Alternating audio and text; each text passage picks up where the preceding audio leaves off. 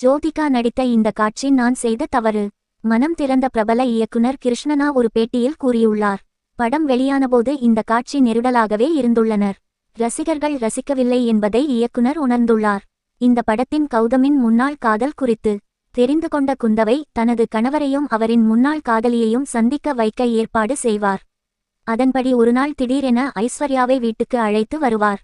இதை பற்றி தெரியாத கௌதம் குந்தவையிடம் ஐஸ்வர்யா பற்றி சொல்ல தயங்க, நான் தான் அவரை வர சொன்னேன் என்று இவரே ஷாக் கொடுப்பார். நான் உன்னை இன்னும் காதலிக்கிறேன், எனக்கு பிடித்ததை செய்வேன், நீ மனம் திறந்து பேசு என்று சொல்லிவிட்டு மகளை அழைத்துக்கொண்டு ஹாஸ்பிட்டல் சென்று விடுவாள் குந்தவை. அந்த காட்சியில் நடிக்கும்போது ஜோதிகா நிஜமாகவே அழுது மிகச்சிறந்த நடிப்பை வெளிப்படுத்தினார். இவர் நடித்தவுடன் அங்கிருந்த அனைவரும் பாராட்டியுள்ளனர்.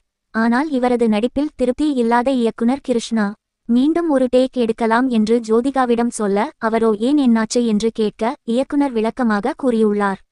கணவரின் முன்னாள் காதலியை அழைத்து வந்து மனம் திறந்து பேசு என்று சொல்லிவிட்டு அழுதுகொண்டே வீட்டை விட்டு போனால் அவன் எப்படி நிம்மதியாக பேசுவான்? இந்த காட்சியை அப்படியே மாற்றி எடுக்கலாம் என்று கூறியுள்ளார். ஜோதிகாவும் இதை கேட்டு அடுத்த டேக்கிற்கு ஒப்புக்கொண்டுள்ளார். ஆனால் படத்தின் எடிட்டிங் பணிகள் நடக்கும்போது ஜோதிகா நடித்த முதல் காட்சியையே வைத்துள்ளனர்.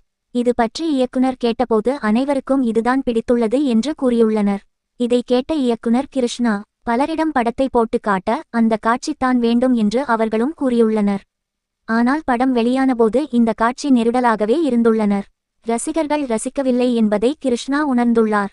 அவர் அவ்வளவு தூரம் அழுது நடித்ததை ரசிகர்களால் ஏற்றுக்கொள்ள முடியவில்லை.